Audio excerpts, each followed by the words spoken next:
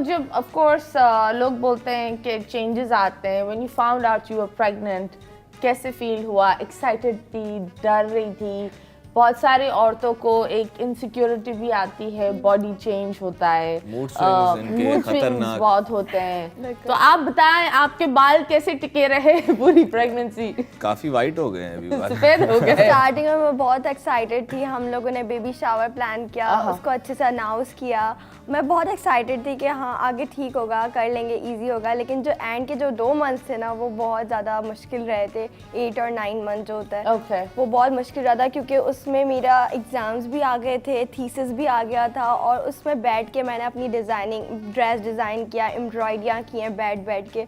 तो वो बहुत ज़्यादा टफ रहा था, लेकिन अल्हम्दुलिल्लाह वक्त गुजर गया, और गुजर ही जाता है हर वक्त। तो हो गया मैनेज आराम से। ओके, तो अपार्ट फ्रॉम दैट कौन सी चैलेंजेस, अगर कोई न्यू मॉम देख रही है, उनको क्या एडवाइस देंगे? आप क्या एडवाइस देंगे? जो लोग ऑफ कोर्स एक नए रिलेशनशिप में हैं, न्यूली फादर्स बनने वाले हैं, क्या एडवाइस होगी? कौन सी चैलेंजेस जो आपने बोला इधर हमने गलती की थी, नेक्स्ट बेबी के लिए हम ये गलती नहीं करेंगे? एक होता है, पहले तो आपको जो है ना रिस्पॉन्सिबिलिटीज बहुत ज़्यादा बढ़ जाती हैं। दूसरा, आपको जब आइडिया ना हो, आप डॉक्टर्स चेंज करते रहते हो, फिर काफ़ी डॉक्टर्स को चेंज करने के बाद फिर आप एक जाके डॉक्टर पे स्टैंड लेते हो, फिर हॉस्पिटल्स चेंज करते रहते हो, तो काफ़ी ये डिफ़िकल्टी होती है न्यूली पेरेंट्स को।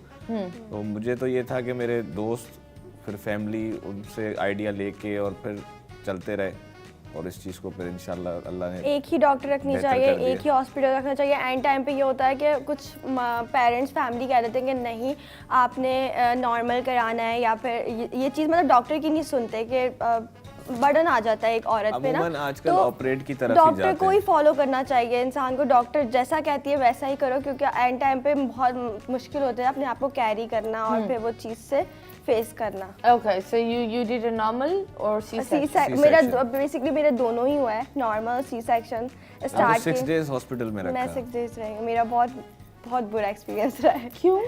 क्योंकि मेरा बेसिकली 38 वीक चल रहा था, स्टार्टिंग ही था मतलब। हाँ। तो डॉक्टर ने कहा था कि आपकी बीबीटी बड़ी है, तो आप लोग जल्दी एडमिट कर लें, नॉर्मल पे ही जाएंगे हम लोग। तो मैंने कहा ठीक है हो जाएगा, मैं कर लूँगी।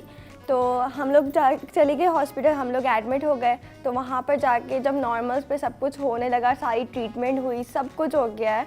एंड जब मेरा एपिड्यूरल लगा तो एंड टाइम पे ये हुआ कि उस बेबी की हार्ट बीट बहुत ज़्यादा लो हो गई थी, बेबी स्ट्रेस पे चला गया था। तो फिर उसके बाद फिर हम लोग गए हैं। So 3 days in labor?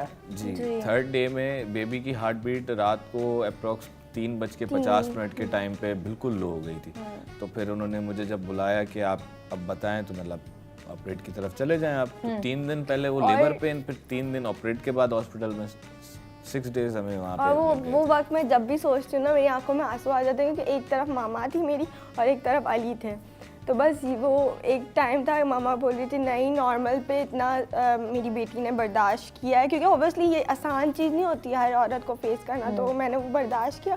और एक टाइम पे अली बराबर में खड़े थे, अली कह रहे थे नहीं जैसा तुम्हारा डिसीजन होगा हम वो करेंगे, क्योंकि ऑब्वियसली एक पेन, फिर उसके बाद दूसरा अचानक से ऑपरेट की तरफ। मैंने कभी ज़िंदगी में ऑपरेशन ना थिएटर देखा था, ना कोई ऐसी चीज़ देखी। और एट द सेम टाइम आपके एक बच्चे की जान भी और मैंने बस यही सोचा था, एक स्टूपिड डिसीजन, बिल्कुल। और आपका बच्चा जा सकता है। तो मुझे बताएं, how was the experience when you saw the baby? और जब डॉक्टर ने बोला दैट बेबी सही है, तो अली आप साथ थे पूरा टाइम? हाँ, मैं पूरा टाइम साथ थे। जब मैं ऑपरेशन थिएटर पे जा रही थी, ऑब्वियसली अंदर तो मैं बिल्कुल अकेली थी। सबसे अजीब बात क्या बोली होगी? बहुत सारी औरतें बहुत सारी बातें बोलती हैं। कुछ औरतें बोलती हैं कब होगा, तुम निकलो यहाँ से। नहीं कब होगा। अब यहाँ पेन का है। फिर इसको मैं वॉक कराता था पूरी रात। हाँ, वॉक करा रहा था, आर्टिफिशियल पेन दे रहे थे इनको, क्योंकि जो इनको अपने पेन्स आ रहे थे वो पेन नहीं आ रहे थे कि जिसमें हम डिलीवरी की तरफ, लेबर की तरफ हम जल्दी चले गए थे। डॉक्टर ने जल्दी एडमिट करवा दिया था। माशाल्लाह हमारी बेटी की जो वेट था वो भी अच्छा था। उसकी हाइट भी बहुत अच्छी थी, तो इस वजह से भी। ओके, तो मुझे बताया मामा क्यों बोल रही थी कि? क्योंकि ऑब्वियसली मैं भी एक माँ हूँ, और माँ बेटी का दर्द समझ सकती है। और वो जो 3 दिन मैंने दर्द बर्दाश्त किया, उसके बाद वो चाह रही थी और 3 दिन बर्दाश्त नहीं, वो चाह रही थी कि बर्दाश्त किया है तो नॉर्मल ही करो, फिर हम ऑपरेशन का क्यों दर्द दें? वो 10 दिन वाले स्टिचेस और फिर मतलब आगे तक के दर्द क्यों हम दें? ओके, तो वो चीज़ थी। पर इनको तो पेन बर्दाश्त, जब इनको असल पेन आना शुरू हुए तो इनको पेन बिल्कुल भी बर्दाश्त नहीं हो रहे थे। वो एपिड्यूरल लगवाया फिर मैंने इनको, एपिड्यूरल एंड में लगा। ओके उसके उसके बाद जाके थोड़ा सा इनको पेन ऑपरेशन- बर्दाश्त हुआ। उसके बाद हम लोग ऑपरेशन के लिए गए। ऑपरेशन में दोबारा उसी बोन में मेरे एनेस्थीसिया लगा, मतलब डबल चीज़ हुई। अय हाय, जब बोन में लगता है तुम्हारी कमर का दर्द हो रहा होगा ना, But आता अभी जाता बहुत- रहता अभी है। जाता सर्दियाँ रहता भी है, है ना तो और ज़्यादा बढ़ गया है। ओह गॉड, यस, एपिड्यूरल ये बहुत करता है। ज्यादातर उसके साइड मुझे इफेक्ट सबने मना किया था कि आप ना लगवाएं, लेकिन इनकी कंडीशन ऐसी हो रही थी कि मजबूरन इसके अलावा कोई और चारा नहीं था। ओके। मुझे बताओ, जब आपने बेबी देखा, पहले किसने बेबी को पकड़ा, आपने या पहले इन्होंने? मैंने अंदर देखा था, मैंने ऐसे first देखा मैंने। था जब तो ऑपरेशन आप साथ नहीं थे? ऑपरेशन थिएटर में मैं साथ नहीं था, अलाउ लेबर नहीं रूम था में ना वो साथ था मैं। हॉस्पिटल में। क्यों?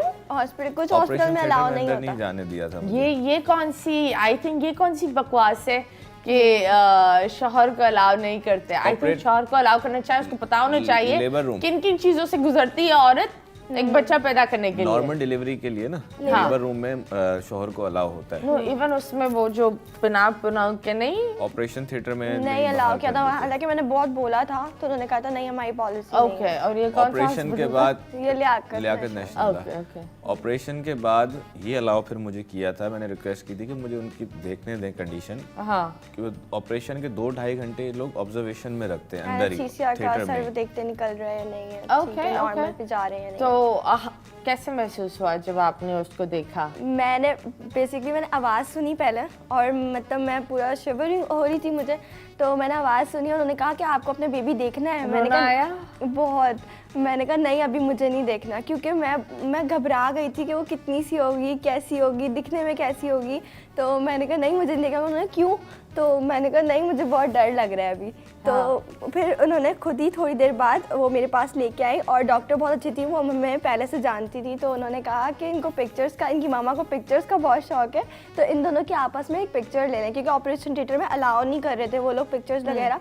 लेकिन डॉक्टर ने खुद ही अपने फ़ोन उठाया और मेरे अपने फ़ोन से हमारी दोनों की, मेरी बेबी के साथ मेरी पिक्चर लिया, और फिर बाद में उन्होंने गिफ्ट समझ के व्हाट्सएप की, ये लो मेरी तरफ से तुम्हारे लिए गिफ्ट। ओके, तो मुझे बताओ, पोस्टमार्टम डिप्रेशन में ये गई? डिप्रेशन हुआ थोड़ा सा? मुझे हो रहा था डिप्रेशन। जब ये प्रेगनेंसी टाइम था उस टाइम पे बहुत इनके नहीं, mood लाइक swing- उसके बाद एक उसके आता बाद है हुआ postmortem। मुझे, लेकिन मैंने इतना कोई जाहिर नहीं कराया क्योंकि मुझे स्ट्रॉन्ग रहना था, क्योंकि बेबी को फेस करना। अब मैं जब हॉस्पिटल से घर गई थी ना, ऑब्वियसली सी सेक्शन के बाद हिलना जुलना बहुत मुश्किल, अपना चीज़ कैरी करना, बेबी को संभालना बहुत मुश्किल हो जाता है।